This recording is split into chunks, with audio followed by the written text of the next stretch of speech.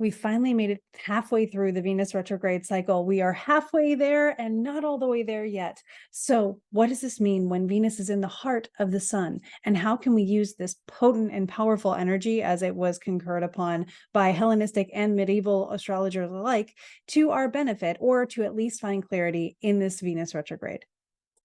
I'm Crystalline. I'm your modern magic mentor. And of course, I love diving into astrology with you. So today I want to actually show you the chart of this Venus Cazimi. And what this actually is Venus exactly conjoined the sun. This happens twice in Venus's process, or in Venus's cycle. It's called a synodic cycle, which is Venus's cycle with the sun. It'll happen once when she's direct. So we already had that. And now we're seeing it again now that she's retrograde. So what we see in this situation, as I always like to describe it, is if Venus is going near the sun or going around the sun, we'll make this Venus because it's super pretty. This will be the sun, and your perspective is Earth. When Venus is going direct, she will at some point be hidden by the sun. And then she'll come out again. And then when she goes in front of the sun, she will come in front of the sun, but the sun is really bright. So we're not going to see her because the rays of the sun would blind us, but also block her from view, and then comes out again. We are in this part of the phase. As you can see, when Venus is going direct, she's going one direction. She comes in front of the sun and appears to go retrograde. It's an appearance of going retrograde. She's actually going around the sun as she would, but because of where we are positioned, it looks like back and forth. So that is what the retrograde is. That is what the Cazimi is, that exact conjunction.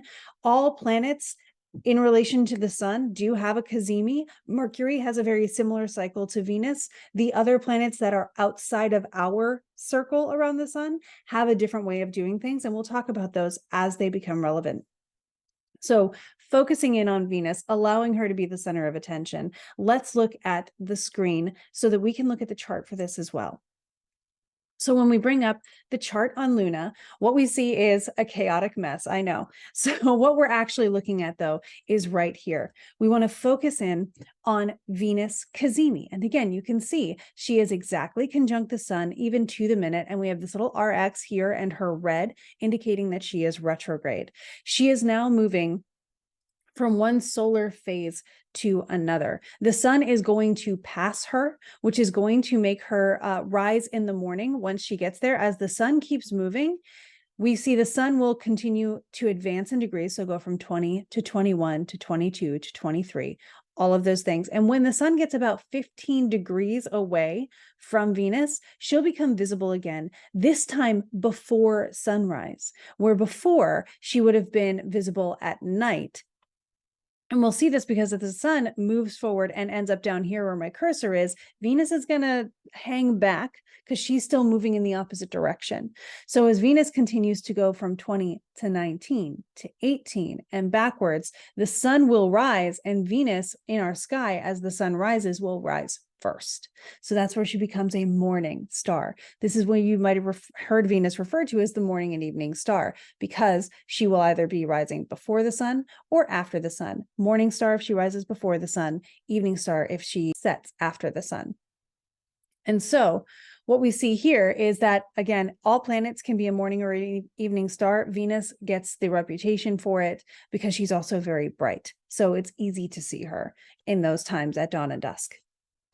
She also doesn't get further than about 2 signs away from the sun. So when you're looking in the morning and in the evening, she is likely to be there unless she is in the rays of the sun, as she is right now.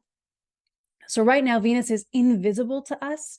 And normally when a planet, especially retrograde, is invisible or under the beams of the sun, another word for this in a particular phase might be combust, when they're very close to the sun, they can't really bring about the things that they would normally do. Venus is not able to be seen right now. We can't access all the gifts or the functions of Venus. And so during retrograde, it goes a little wonky anyway. Things come about in a roundabout way, or slow down, or just don't come to fruition. And so then retrograde also becomes under the beams or combust, so unable to be accessed. There is one reprieve to this. You would think it's Mercury retrograde. There's one reprieve to this, which is Venus Cazimi.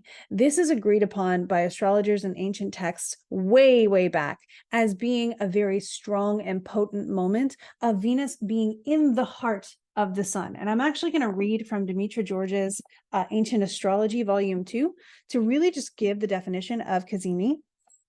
A planet in the heart of the sun when it is within range of 1 degree on either side of the sun in Hellenistic terms, or 17 minutes. So that's the smaller number here. 17 minutes would be these guys, 17 apart on either side. In the medieval terms, the term Cazimi itself, which means in the heart of the sun in Arabic, was adopted by medieval astrologers. The Greek term is enkardios, or in the heart. And for the astrologer Rhetorius, quote, stars are said to be in the heart when they travel in the company of the sun, either on the same degree or near or alongside the degree. So that is Demetra George referring to Rhetorius to give a citation for what Cazimi means. And so that's what we have this day. We have Venus in the heart of the sun, but that's not the only thing that's going on. As you can see, we've got some lines here. So we can see that very close to this, and the sun will be moving forward, so making a perfection for this in a few days. The sun and Venus are both, well, the Venus is moving away from, the sun is applying too, because they're going to cross paths like this. The sun is applying to a square with Uranus, and Venus is moving away from a square with Uranus. And Venus is actually moving towards this square with Jupiter, but it's going to take her some time to get there. So we really want to focus on the fact that the applying sun to Uranus is also having a say in this. So while with the Venus Cazimi in Leo, during retrograde, you might normally say this is the midway point of the story. This is a time where we gain some clarity, probably about our values, our own self-worth, what we feel about ourselves, where we feel we stand in our relationships, how we feel seen, all of those Venusian and Leo kind of themes, gaining sudden insight and sudden clarity, being in the heart of the sun with that spotlight piercing through. What we might also notice is that this comes with some drastic or unexpected or surprising changes that the sun is carrying forth with Uranus in their own synodic cycle as they are connecting. So you might be surprised to discover something about yourself around this period of time. You might be surprised to discover something about your relationships with other people and how you feel seen, appreciated, belong in those relationships. It's something to keep in mind as well. Also around this time, let's see if anybody else is having a greater conversation. I do have, So also around this time, we can see that the moon is in her own domicile in Cancer. So a lot of us, I'm meaning astrologers, are using this day. And in fact, I'll be using a couple hours previous to this, about 1 hour or maybe even 45 minutes previous to this in my location as an election to launch something, to do something, to honor the moment and use that energy to do something, whatever feels aligned. In my case, the sign of Leo is actually in my 10th house. So I am launching a new part of my life's work. I'm launching the Modern School of Ancient Magic's first course and the Modern School of Ancient Magic Patreon forum.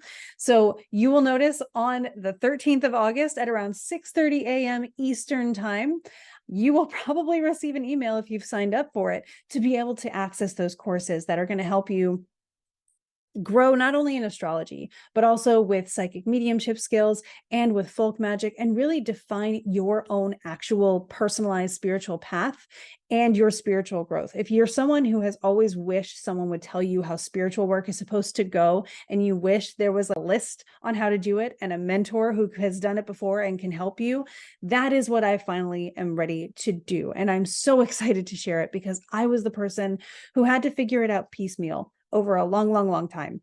And now I have gathered enough information, and I've been careful through this whole time to make sure that I understood how I did it so that one day I could help someone else do it too, so they wouldn't have to feel so wandering or so lost or wandering as the stars, which is actually the literal translation for the word planet. So that is what I will be doing on the 13th, I will be launching the first course, which is the complete modern magic lifestyle, everything you need to be able to live daily as though magic is real and as though you can use it, and recognizing it in everyday life and all of those wonderful things. It incorporates astrology, folk magic, and psychic mediumship skills to connect with your guides, and even a guest lecture from someone really special. So if that's something you're interested in, there is going to be a link in the comments where you can sign up to be on the wait list for that and get notified first. The Patreon will also be there. So I'll be really excited to share that with you too. Like I said, a lot of people are using this moment for something special. What I did was I made sure that those two were rising. So you want to make sure that the sun, it's probably going to be just the same hour of sunrise for you, especially if you're on the East Coast, they'll still be in contact with each other. You can do something too. So this one's an actual easy election to talk about because it's on a sun day in sun hour, and sunrise will make sure it's the sun hour for you. And it will put it also on the ascendant, which is also very important in intellectual astrology and even in astrological magic. So this is a fun time to be doing something special for yourself, or to be doing something special that really honors your relationships. Again, when I recognized this Venus retrograde was going to be impactful for me and for my partner, we planted a tree and gave it more room to grow. So we replanted a tree that was already meaningful for us, and we gave it a bigger pot, more room for it to grow. So something like that even is absolutely perfect for this day if you're looking for a way to honor the moment. At the same time, we have this interesting thing happening where, again, the moon is in her domicile. She is waning in light. She will be moving forward as the sun will, and she will meet the sun in Leo in about 2.5, 3 days time to be able to have that new moon in Leo. So what we're going to see is the moon is waning, but this is electional. We're not going to make talismans of this because we would prefer the moon to be waxing for something like that. If you're trying to grow a work, waning if you're trying to decrease a work. If this is something you're trying to decrease, you might think about doing something a little bit more intentional with that, if that's what you're looking for. But one of the things that we can also notice is that at the same time, Neptune and Pluto are getting quite close in sextile to each other. So we have Neptune here and Pluto down here, and they're getting very close to having that same degree. They don't quite make it. And in fact, they won't exactly make it until 2026. So what we notice though is it's very close. It's as close as they're going to get until 2026 or so. So we keep them in mind that there's some interesting things going on a transpersonal scale. So like on the world stage where certain things are going on as well. This is something I'm watching the headlines for to see how this relates to the shifts, the art, the confusion sometimes, the clouding of judgment when it comes to power. And it's a sextile aspect, which is not the strongest of aspects, but it is one that is considered positive and helpful. So I would be looking for something that actually allows us to see things in a different way, takes away rigid boundaries in a way that allows power to do what power will do. Pluto's really difficult to make a prediction with because it does do very strong death, rebirth, transformation, power kind of things, right? So keeping this in mind, the confusion here may just make something easier for us to acknowledge power, to recognize power, to whatever that's going to be. This is something that, again, is on a social or even global scale. So this is something I'll be watching the headlines to check into, because it's also being kind of anchored in and complementing what's going on right here. So knowing that these are happening around the same time, it's just an interesting combination of energies to think, wow, what kind of powers in relationships or in perhaps genders and gender dynamics might we see with this on a more social scale going along with it, or again, with artists, with people who make beautiful things or people who admire beauty, thinking about what Venus does and how she might be bringing this and anchoring it in what she's doing with the sun that day. So again, we'll have to wait and see. It's a very unique combination of things going on. So we'll have to notice, and we'll see how it unfolds, and I'll keep you updated. If it's something that we can actually really track with the headlines, I will of course share that. I have a whole Patreon tier that will be about really tracking the world in relation to transits. So we'll get extra videos for that Patreon tier every month to be able to just say, hey, this thing it was this transit. They correlated with each other. So that's something fun to look forward to as well. And again, if you're interested in learning astrology, in learning folk magic, in learning your own intuitive abilities, the Modern School of Ancient Wisdom is launching on this date, on the 13th.